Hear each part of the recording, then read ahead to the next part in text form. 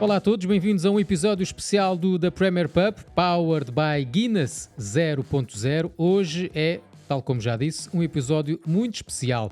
Tenho aqui a companhia do Tomás da Cunha e vamos falar em exclusivo com Mateus Fernandes, médio do Southampton, que chegou esta temporada à Premier League e vai estar aqui a conversar um bocadinho connosco de um local muito especial. Muito boa tarde, Mateus. Muito obrigado por estares aqui junto a nós. Boa tarde, Mateus. Estás num bar, ouvi dizer, com vista para o mar, penso eu, não é? Com uma boa vista, dia de sol. Como é que tem sido a vida em Southampton até agora? Olá Sérgio. Agora tem sido mais fácil, o tempo está melhor. Até digo que está melhor que em Portugal porque tenho que falar todos os dias com os meus pais. E acho que ultimamente tem chovido. A verdade é que aqui a zona onde eu vivo é muito calma. Gosto muito desta zona, estou perto da marina, do mar, algo que eu sempre cresci ao pé. Portanto é algo que também tento desfrutar quando tenho os meus tempos livres. E sem dúvida que agora é tudo mais fácil do que era há uns 4, 5 meses atrás. Era isso que eu te ia perguntar. A proximidade ao mar ajuda a matar um bocadinho as saudades de Portugal? Sim. Não é que a qualidade da água seja igual à do Algarve. Mergulhos nada, né? Não. Mas o cheiro, a paisagem, é algo que me ajuda, principalmente nos momentos em que eu poderia estar um pouco mais em baixo. Também tento, em Lisboa também já o fazia, quando sentia que precisava, para ter o meu tempo sozinho. E portanto é algo que me tem ajudado imenso. E desfruto muito daqui desta zona de Southampton. E essa zona aí é uma zona onde tu costumas frequentar normalmente, a nível de lazer também? Sim, porque eu vivo aqui a 2 minutos a pé deste café. Também não há muito que fazer aqui na cidade. Londres fica a 2 horas, mas também Londres para mim é 2, 3 dias, porque também depois é muita confusão. Eu sempre fui habituado, cresci numa cidade sem muito trânsito. Portanto, eu gosto também destas zonas assim mais calminhas, para relaxar, para aproveitar com a minha família. Portanto, é uma boa cidade. E já agora, já quando estavas a falar de Londres, quando vais a Londres, consegues combinar assim alguma coisa com outros portugueses que lá estão também? Até podem ser portugueses que não estão em Londres, mas que se calhar também lá dão um saltinho, não é? Há muitos em Inglaterra. Quando estava aqui o Renato veio no Chelsea, às vezes tentávamos combinar, mas era difícil porque eu tinha o carro e depois para mim era um bocado difícil conduzir do outro lado no início e fazer aquela viagem de 1 hora e tal até Londres, era um bocado assustador para mim. Agora se ele estivesse cá, certamente que iria lá, mas não, é mais em jogos, por exemplo com o Porro também, ele veio aqui uma vez a Southampton, passear, estive com ele. Mas eu também não sou muito de sair daqui desta zona de conforto, também para descansar, para recuperar bem. E portanto é mais ficar em casa e tentar aproveitar aqui na cidade. E já estás habituado a conduzir do lado errado da estrada, para nós é o lado errado, não é? Sim, agora quando for Portugal é que vai ser complicado outra vez. Ora, falando um bocadinho da época desportiva, obviamente não era a temporada que vocês estavam à espera. Tiveram vários jogos com boas exibições positivas, exibições em que podiam ter conseguido algo mais, mas a verdade é que, contas feitas, já estão nesta altura numa posição que já não há nada a fazer. Como é que está nesta altura a tua moral, a moral também dos teus companheiros de equipa? Não é uma altura fácil? Não, de todo. Eu tento sempre olhar para as coisas mais positivas, também para me dar confiança. Ainda faltam 5 jogos, portanto é pensar na quantidade de jogadores que dariam a vida para fazer 5 jogos na Premier League. Portanto, eu tento olhar para esses aspectos. Sei que foi uma época bastante aquém daquilo que eu estava à espera em termos globais. Já o ano passado no Estoril também foi até à última. Já o meu avô está farto de me dizer: tu vais para as equipas sofrem sempre nos últimos minutos. Mas pronto, tem sido muito proveitoso para mim porque eu estou a desfrutar imenso do futebol inglês. Era um objetivo que eu tinha, que me queria competir com a elite do futebol. Acho que me tem corrido bem, mas lá está, é olhar para estes próximos 5 jogos e tentar dar o máximo, tentar jogar bem. Agora já não temos a pressão de descer de divisão, portanto temos de desfrutar do jogo. Acham que isso pode soltar um bocadinho a equipa? Sim, Aliás, eu já comentei isto várias vezes. Na minha opinião, a nossa equipa, principalmente no início do campeonato, jogava muito bem, mas sofríamos sempre nos últimos minutos. Até porque nós temos jogadores com muita qualidade, jogadores que jogam nas seleções nacionais dos seus países, jogadores com mais de 100 jogos na Premier League. Ou seja, se olharem para o nosso jogo, vão dizer, não vão perceber como é que estamos nesta situação. A verdade é que na Premier League todos os minutos contam, se tu erras, a outra equipa marca porque tem qualidade. Se não estás concentrado ao final, acabas por sofrer. E estas pequenas coisas que me fizeram crescer. A intensidade é uma loucura também. E portanto sinto que estou muito melhor jogador agora do que aquele que eu era no início da época. Isso vai de encontro àquilo que eu te ia perguntar agora também. Pessoalmente, o que é que tu sentes onde é que tu sentes que cresceste mais esta época? Porque acredito que um jogador, ainda para mais numa idade tão jovem, que está com uma margem de progressão tão grande, levar como a Premier League nesta fase da carreira, dá logo aqui um boost enorme. Sim, e eu queria competir com os melhores, como já disse, queria disputar, queria ganhar duelos com os melhores, porque na Liga Portuguesa, quando jogava contra os ditos grandes, eram os jogos que eu estava mais entusiasmado para jogar, porque queria provar que era melhor que eles.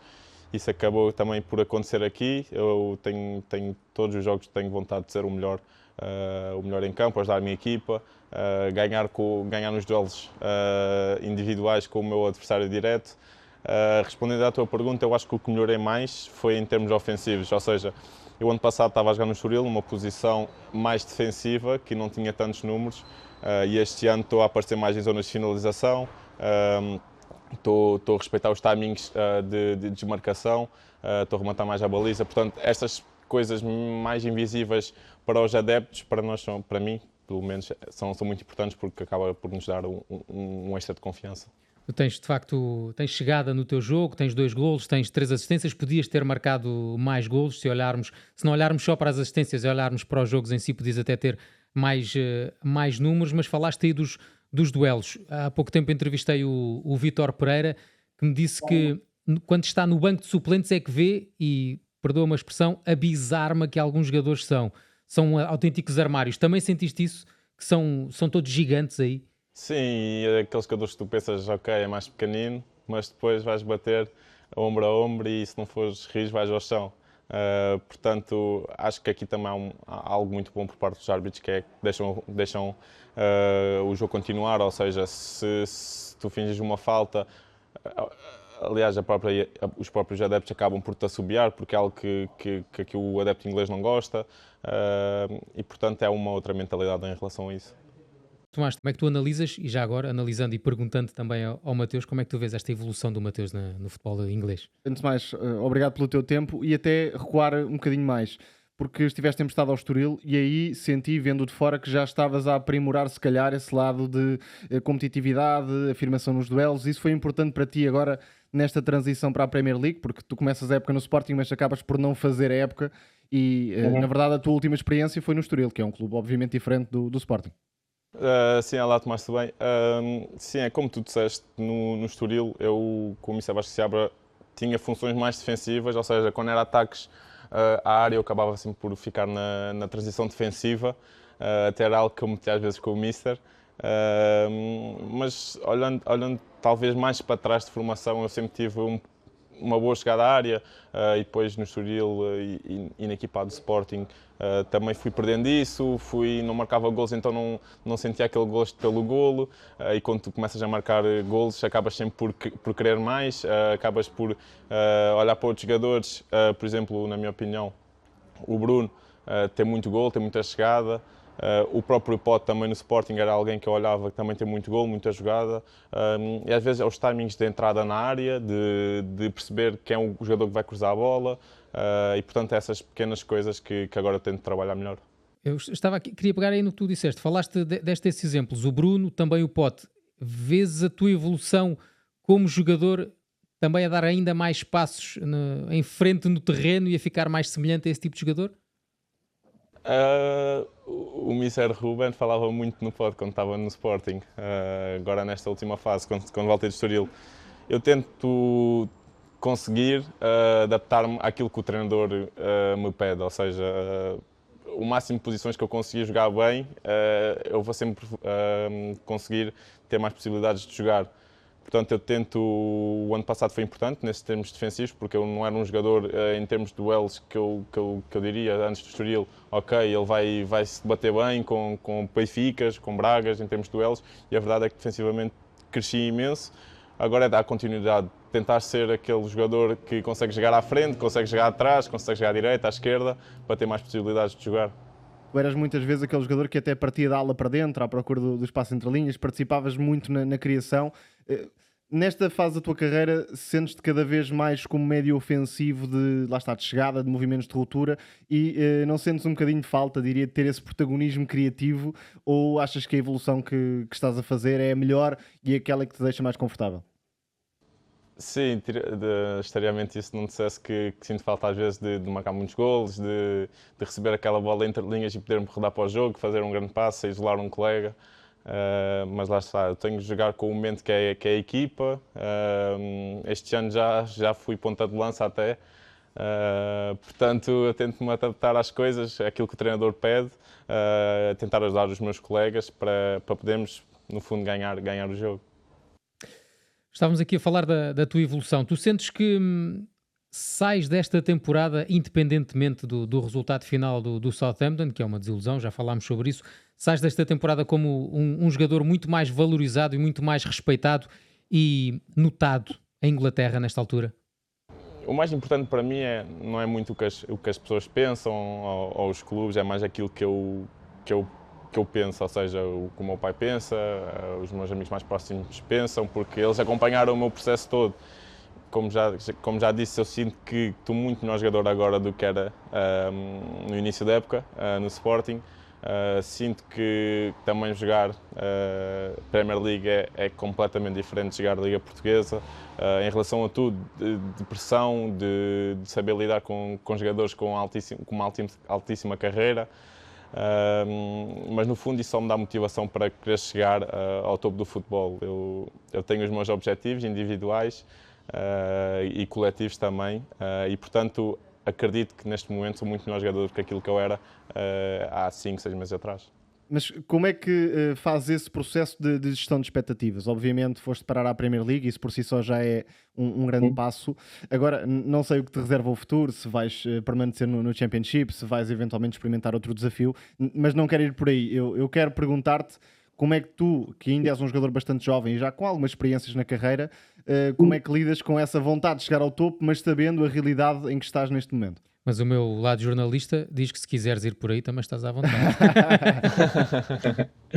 Não, mas acho que é muito importante, Tomás, teres falado da questão das expectativas, porque é algo que mexe principalmente connosco, com os jovens. Eu passei um bocado por isso quando estava na fase de equipa A, equipa B do Sporting, em que um dia estava a jogar Champions, na semana a seguir estava a jogar com o meu Carapachense em Olhão.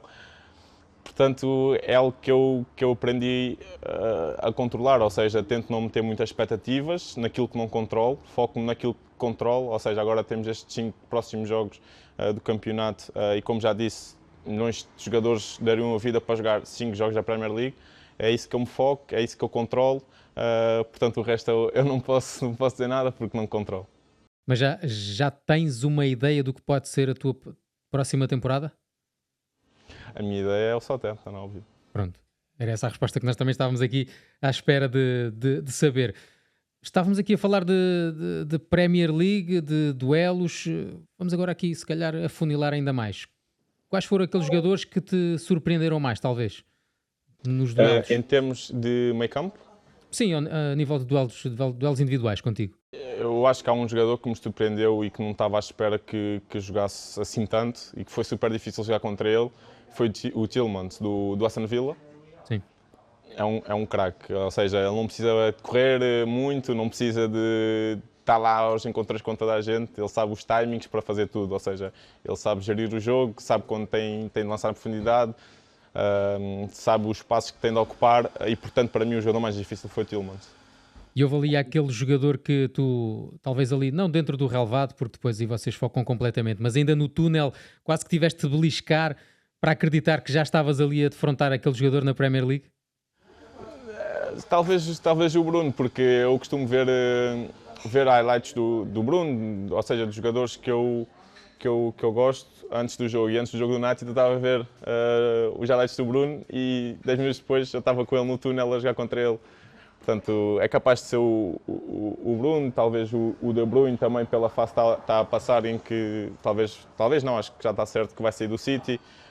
Sempre foram jogadores que eu admirei enquanto médio centro e acho que são eles. Ainda na parte da gestão de expectativas, olhando para as dificuldades que o Sporting foi tendo a nível de meio campo na temporada, e isto é obviamente uma questão que deve passar pela tua cabeça, se calhar até terias um ano de muitas oportunidades. Falaste há pouco dessa gestão de expectativas, acredito que esteja a ser obviamente uma experiência muito enriquecedora, mas se olhasses para trás, não sei se controlaste o processo ou não, mas se olhasses para trás, achas que esta de facto podia ser a tua época de afirmação no Sporting, ficando? Não sei, nós não controlamos o futuro, lá está, como eu te disse. Te queres meter aqui entre a espada e a parede, mas não, é algo que eu, quando me disseram, quando falaram de Southampton, senti que o treinador me queria muito. Era um treinador que eu já conhecia, que já me queria na época passada. Tinha uma ideia de jogo muito própria. Lá está, eu acho que no início da época nós jogávamos muito bem e é difícil às vezes compreender como é que estamos nesta posição. Mas eu senti que não ia ter tanto espaço também no Sporting. O Sporting, como já disse, teve que fazer as suas escolhas. Eu felizmente consegui dar retorno financeiro ao clube. Ajudei o clube, na minha opinião. E agora pronto, se me dizes que quer voltar ao Sporting um dia, óbvio que sim, porque sinto que ainda não foi aquele meu ano que eu sempre esperei, mas neste momento eu foco naquilo que controlo, estou bem no Southampton, quero mais e portanto é o Southampton que eu tenho que continuar. Eu vou-te fazer outra pergunta sobre algo que tu não controlas, normalmente é o selecionador nacional que controla, mas é óbvio que um jogador, quando começa a subir nos patamares de competição, começa a olhar cada vez com mais ambição para a seleção nacional. Tens uma meta na tua cabeça de quando é que querias chegar a esse patamar? Se continuarmos a olhar, claro, para esta evolução lógica que esperamos todos da tua carreira, e tu esperas também, com certeza. Lá está, o futebol, as coisas acontecem muito rápido. Às vezes o que é hoje amanhã deixa de ser, as coisas mudam também muito rápido. Eu foco em dar continuidade àquilo que eu tenho feito, as pequenas coisas, talvez conseguir mais números em termos de gol, que está mais visibilidade. Agora também tenho noção que a seleção nacional está recheada de médios de qualidade. Portanto, eu espero que seja, é algo que eu quero, óbvio, seriamente isso se não quisesse, é algo que eu também trabalho para um dia chegar, mas antes que seja rápido, eu espero que seja na altura certa e que eu esteja agora a trabalhar para quando for chamado, aproveitar. Mateus, estás num clube que teve alguns jogadores portugueses e há não muito tempo teve uma super equipa, eu diria. Fala-se muito aí dos tempos do Mané e do Van Dijk, quando vais na rua, por exemplo, ou até de jogadores portugueses, como é que é essa vivência e se calhar as lembranças dos adeptos que tiveram há uns anos uma equipa lá em cima e agora tem, claro, uma diferença nesse sentido? Sim, a realidade é que eu também me lembro desse Southampton, de Van Dijk, de Manés, de próprio José Fonte, do Cédric. Eu tenho ainda colegas dessa altura, no próprio estádio estão inúmeras fotos desses tempos. Agora, pronto, o momento é completamente diferente. Acredito que o clube esteja a trabalhar para voltar a esses patamares. Em termos de adeptos e de condições, 5 estrelas têm tudo o que se precisa para ter rendimento ao mais alto nível. Portanto, agora é as pequenas coisas, dar continuidade a todo este processo, porque acredito que coisas boas virão. Mateus, muito obrigado por estes minutinhos que nos dispensaste aqui. Sei que também não estás nas melhores condições de saúde, estás-te a sentir um bocadinho doente.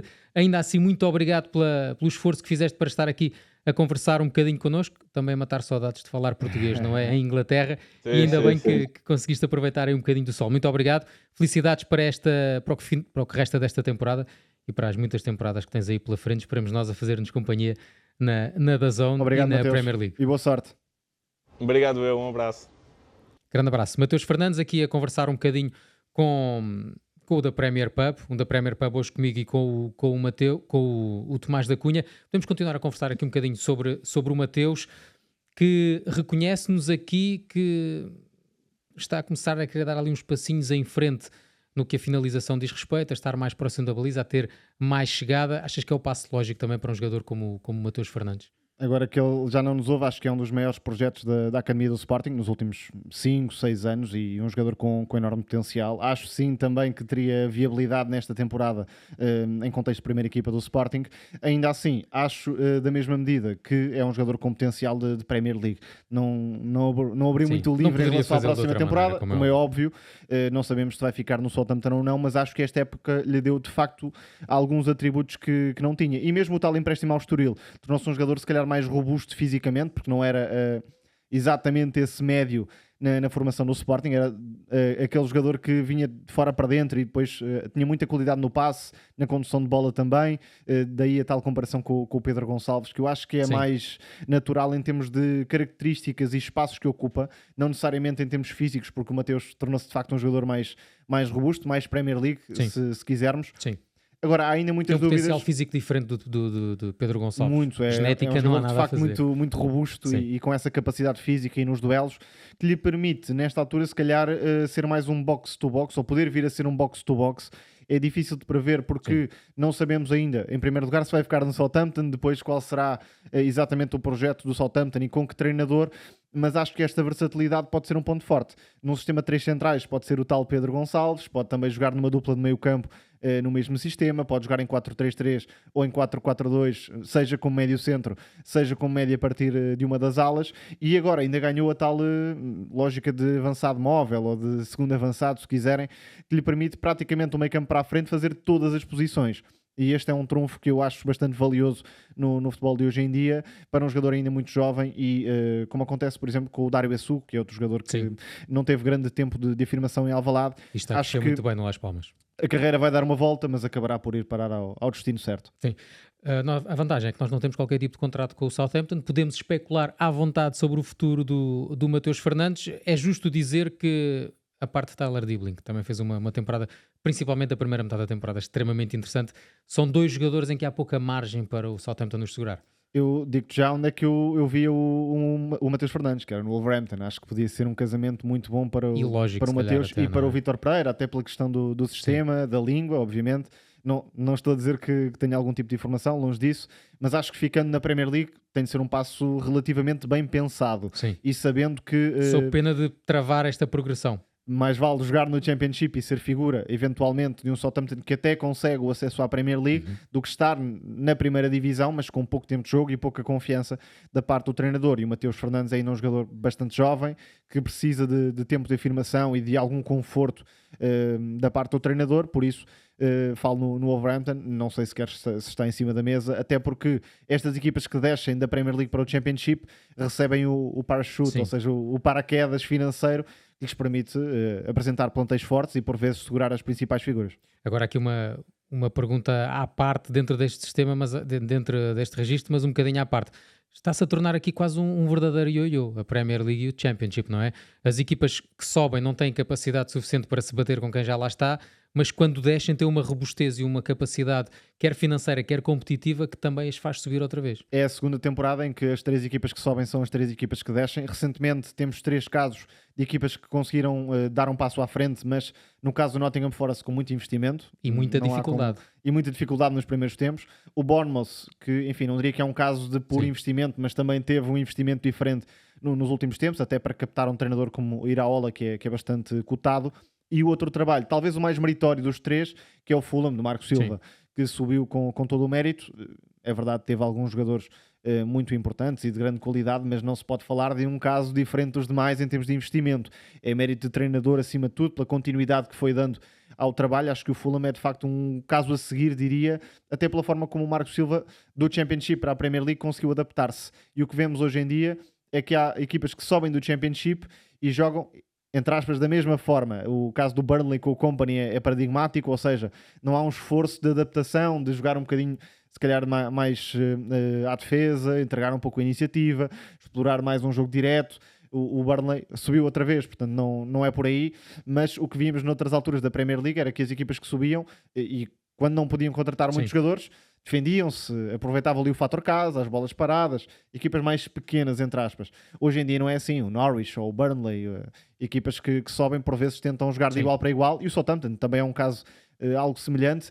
É uma boa equipa, uma equipa divertida de acompanhar, mas não teve o suficiente para ficar na Premier League. Voltando ao Matheus Fernandes, e para finalizar aqui este especial da Premier Pub com a participação do Matheus Fernandes, vês o Matheus Fernandes a ter uma progressão que lhe permite começar a bater à porta da seleção, não diria a curto prazo, porque de facto o meio campo da seleção é fantástico, mas a um médio prazo. Acho que é um projeto de seleção nacional. Não sei se vai ser no imediato ou até na próxima época. Depende muito do que acontecer, porque se ficar no Southampton, claro, é mais complicado em termos de acesso à seleção nacional, mas se... É um contexto competitivo em que 3 meses muito bons colocam rapidamente um jogador na seleção. Se o virmos na Premier League, por exemplo, no Wolverhampton ou noutra equipa qualquer, acho que a porta estará aberta. Como disseste, há muitas opções, mas é um jogador que tem características para ser uma peça importante, até diria, na seleção nacional, não apenas para ser um jogador de convocatória. Por isso, vamos continuar com muita atenção aqui ao Matheus Fernandes. Mais uma vez agradecer ao Matheus Fernandes por estar aqui a conversar um pouco connosco, ainda para mais com dificuldades na voz, que ele acabou por depois... Não se notou, esteve bem, não se notou, mas estava de facto com algumas dificuldades. Deve estar a chegar alguma também à altura disso. Nós ficamos por aqui, já sabes, e eu tenho sempre que dar esta nota. São 2 notas muito importantes. Para já, todos os jogos do Southampton, tu podes consultá-los quer na nossa app, quer também os seus resultados e todas as suas estatísticas através da opção Scores. Nos resultados tu tens disponíveis na app do teu telemóvel ou do teu computador, no teu tablet.